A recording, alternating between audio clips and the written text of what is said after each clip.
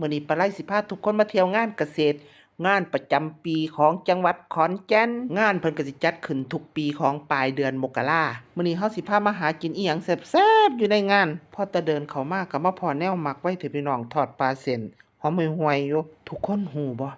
ร้านค้าที่มาตั้งขายอยู่ในงานเกษตรนี่ส่วนมากมีแต่ร้านดังมาจากต่อๆทั้งนั้นเลยมื้อนี้ที่ปาไลมาเดินนี่เป็นมื้อที่3ของก็เลยสดของก็เลยหลายอยู่ เพิ่นสิจัดทั้งหมดอยู่10มื้อจ้ะพี่น้องปลาไหลนี่ก็สิมาเที่ยวทุกปี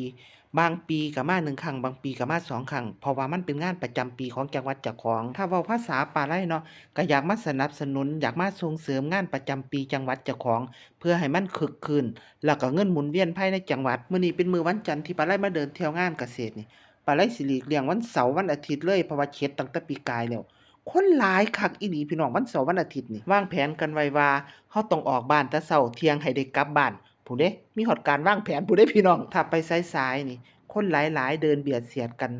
มันก็มองบ่เห็นอาหารมันก็มองบ่เห็นสิ่งของมันก็เฮ็ดให้เฮาบ่ม่วนถ้าคนบางๆนี่จังซี่แล้วก็มองมาเห็นบักหอยแครงจังซี่ล่ะพ้อแนวซื้อแล้วนี่ออกมาสิมาเอาสัญญากับเพิ่นว่าถ้าข้อยออกมาข้อยมาซื้อเพราะว่าข้อยเพิ่งเข้ามาในงานบักหอยแครงเจ้านี้สดคักเพราะว่าเพิ่นส่งตรงมาจากมหาชัย แล้วก็เป็นฟาร์มของเพิ่นพร้อมเพิ่นขายให้เฒ่าแก่ผู้ใดไปเที่ยวงานเกษตรอยากกินบักหอยแครงสดๆเจ้าของแพร่มาเองเพิ่นอยู่ทางเขาทางทิศตะวันตกเด้อค่ะพี่น้องไปอุดหนุนเพิ่นได้ก็เลยเว้ากันกับน้องสาวว่าปะเฮา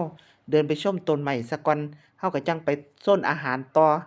มาฮอดแล้วก็เย็นสบายตาดีพี่น้องนี่แหละจังคืองานเกษตรต้นไม้หลายมีแต่ต้นงามๆโปยเซียนก็มีแต่ดอกใหญ่ๆดอกงามๆจักเพิ่นเลี้ยงจังไดเนาะพี่น้องจังมันงามคัก แต่ก่อนถ้าไปงานเกษตรปาไลก็สิซื้อโปยเซียนซื้อดอกกล้วยไม้จังซี้ล่ะพี่น้องทุกมื้อนี้ไปก็สิเน้นชมซื่อๆพี่น้องบ่ซื้อก็สิเน้นซื้อกินมากกว่าแต่ถ้าชมโดนก็ย้านอดบ่ได้อยู่เพราะว่างามเหลือหายเบิ่งดอกเป็นฮอดอยู่เหงาพี่น้องเอ้ยตาสะอ่อนคักย่างมาพ้ออันนี้เป็นกองเป็นกองอยู่พี่น้องข้อยสงสัยข้อยอยากฮู้ข้อยไปถามพ่อใหญ่อยู่ข้างๆเลาบอกว่าเสื้อเฮ็ดตัวนั้นพะนะโอ้เป็นจังซี่ติซันดอกเริ่มเมื่อยแล้วเด้บัดนี้เริ่มอวยกลับแล้วย่างบ่ทันได้ทั่วอยู่กว้างคักหลาย ก็เลยซื้อปลาหมึกไปฝากผู้อยู่บ้านมาฮอดเฮียนก็เลยทอดกิน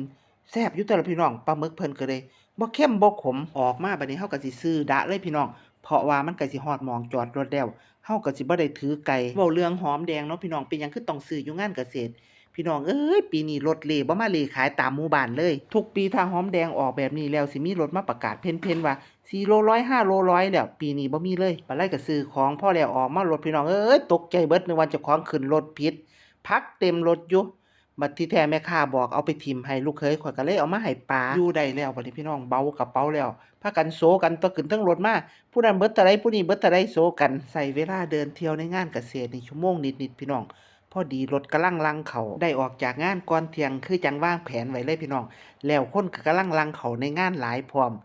นี่ล่ะไปทางใดมาทางใดเฮาต้องมีการวางแผนเนาะพี่น้อง